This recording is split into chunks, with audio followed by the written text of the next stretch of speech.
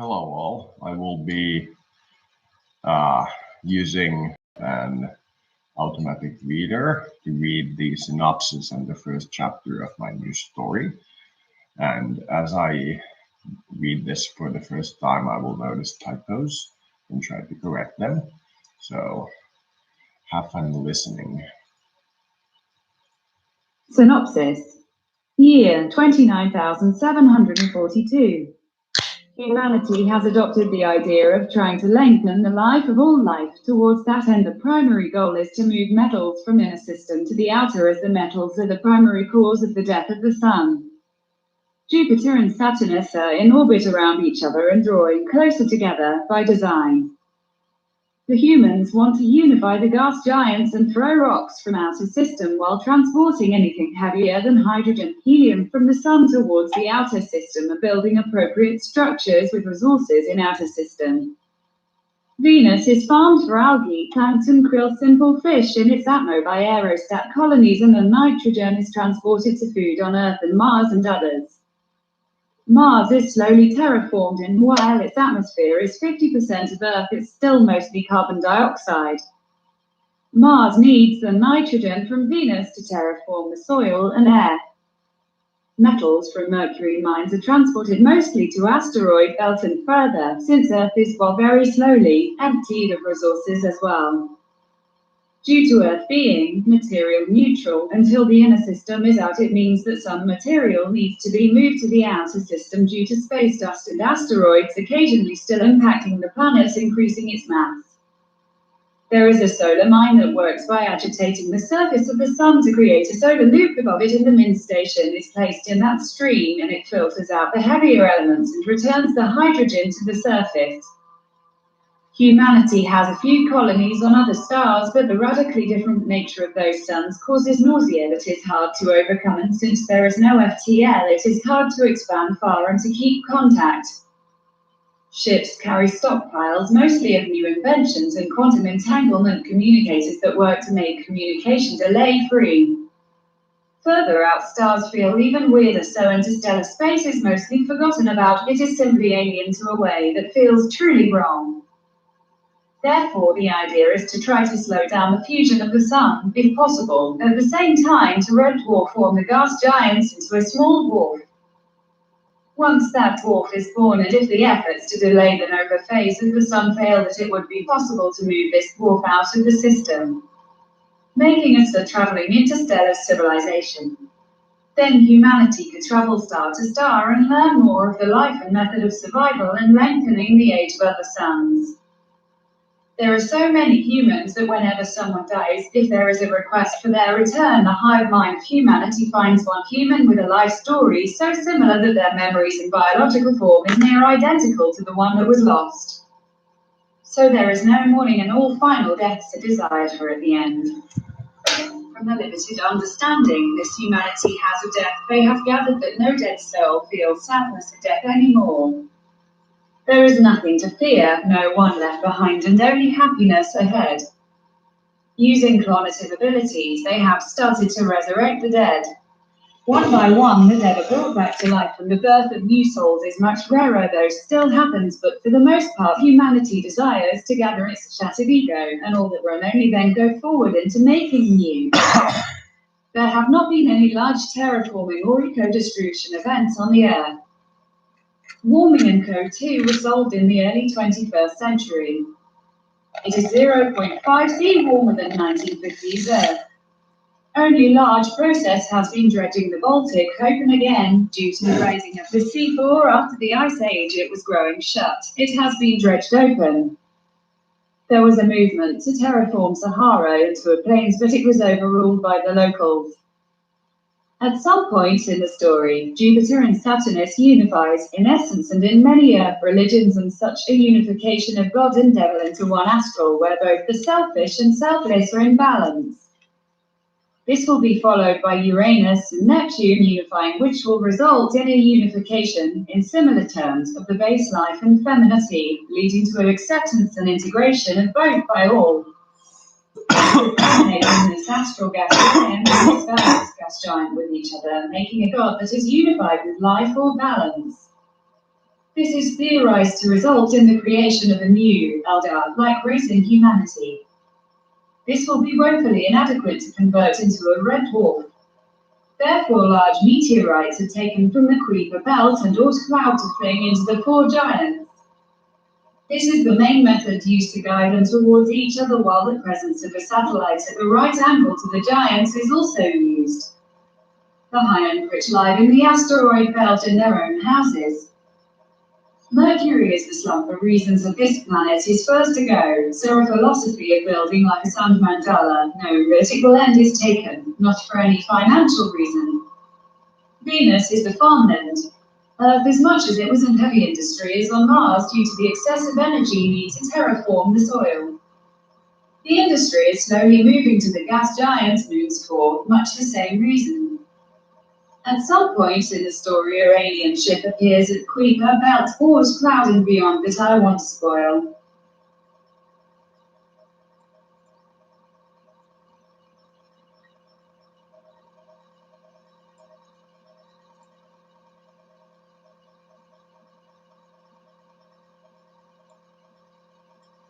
Chapter 1 Greg sits at the table in his small office, working on his final exam. Boring stuff, really. He can't help but have his mind wander from topic to topic, occasionally taking a sip of coffee with vanilla and strawberry concentrate, sometimes taking a bite of the sandwich, skin fish, from one of those high-end farms on the aerostats of Venus. Paradoxically, it has no skin. The name is something of a pun. He is unsure on how the name came about, nor does he really care. The finals are on World Economics, explaining how the new economy came about droll work. He is working on a holographic model of his theory, somewhat out of the norm for what is expected, but he is sure he'll pass. Now and then he taps a few lines of text into a second program on his computer. Computers, keyboards, and vanilla extracts still exist in the 30th millennium, to be exact, in 29.764. Just like pencils, abacuses, and scantily clad women. Humanity knows what it likes. On the other program are details for a SETI program. More of a message that can, in good faith, be called a program. It is sometimes considered the great sapwood that we have not by this time still contacted another civilization. There were some mold trees and worms on Alpha Centauri, but even with top-of-the-line translators talking with them got boring quick. Only so many times you can hear a worm describe its day before it burrows into your soft brain to lay some eggs. Out of mutual boredom. Maybe there are some civilizations out there beyond the 10 or so light years humanity has expanded. But it seems they would be so alien as to make no sense. Even AC's sun had such a different radiation field that living there turned out to be a niche form of life compared to the standard of living on Sol. Not to even mention the stars that have a greater variance to Sol. Like Barnard's star, that place felt like an everlasting episode of a teen drama. Even the teens found it unbearable. So he's heard anyway. Never been to any extrasolar system himself. The travel still takes 40 years to AC, and ain't nobody got time for that.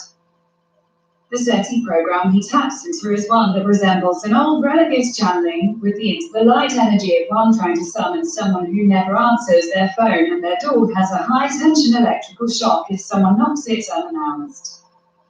He has little hope that it will work, but he has hope. "Hey, Bossman, I'm done for the day," he shouts across the hall in the direction of the teacher. "It's Dean, and no shouting," he shouts back. Greg gets up, turns off the computer, takes the last bite of the sandwich and a sip of the overly sweet coffee and dumps them both in the trash. As he walks down the hall, a woman of some familiarity to him approaches. "Hey, Greg, going home already?" "Yeah, I couldn't focus, kept typing that stupid SETI thing." "You know, I never asked you how you got your name."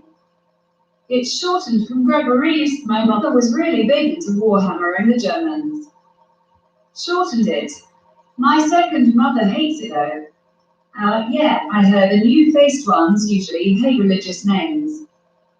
Greg shrugs. It's not nice being reminded that his first mother died in a freak accident in the hive mind sent over a new one. Not really a clone, but a woman who lived much the same life, had the same body structure and face, and most of the same memories. That's the modern way of dealing with death. If there is a call for a new chance to make things right, the human soul, the hive mind, the state, if you will, sends over someone who is also only, and the two lines mix. Most accept it like they thought cloning would work. It doesn't work like that. A cloned one would be a young one, but this one looked, felt, and even smelled like the same person. A bit more rural and sometimes easier to upset, but for all intents and purposes, the same person. The woman talking with Greg is called Catherine, a woman of Russian ancestry. A nice girl, likes to wear black loosely fitting cloths, lives in the Undercity, the part of Earth that was constructed underground after the planet's surface was for the most part full. She fancies herself as some kind of lizard vegetarian. She read too many stories as a kid of aliens living in sub-terranean cities and kinda never got over it. A vegetarian but with a chirpy bright personality. There is an awkward silence, she breaks through it. So, mind if I walk you home? Greg visibly non-committal responds with a yeah. The two of them take an elevator down to the 25th floor from 75th floor. There is a sky bridge that connects the buildings in a way that allows passage across the city. It's all very bright. The buildings are for the most part white. There are some pastel colors and the occasional fully black high-rise. The rich still like their mysteriousness, clad in all black. He never asked if Catherine is rich, but it's the assumption. Neither of them speak, not at least in words. There is an exchange of pheromones. Smells of emotions, a type of fusion of thought. It feels mildly like sitting in your mother's lap having your hair brushed. After about 15 minutes of walking and smelling of emotions and warmth, they reach the door to Greg's apartment, in the 125th floor of the spire, some distance from the school center, but it's still visible in the distance. Thanks, this was nice, Catherine says. Yeah, let's do it again, he says as he opens the door. Catherine brushes his arm and waves and starts walking towards the elevators. Time for her to head home too. Greg closes the door behind him and leans on the wall. He thinks they ought to have this entire dating thing figured out by now. All this merging, smelling and fusion. What are we, 21st century humans? Dash dash dash. Chapter 1 end.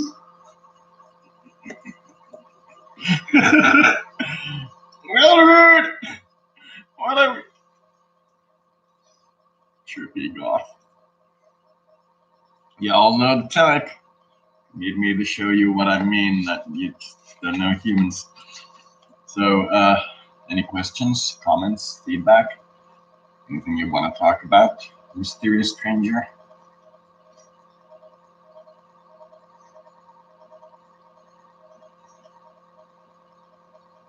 I think I might post this. Actually, I think I'll.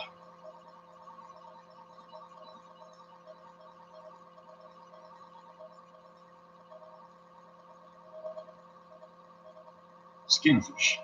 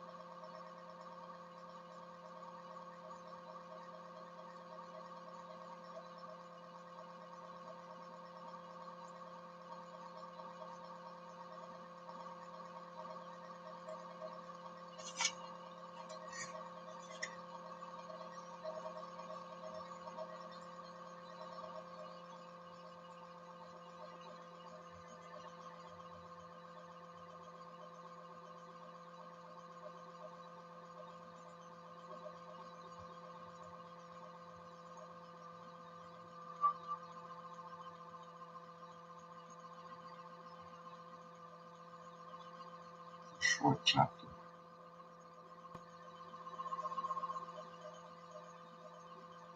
I mean, nobody can respond to that. Nobody. So thank you for watching, and I will keep you up to date and perhaps post new ones of these when I get them done. Thank you.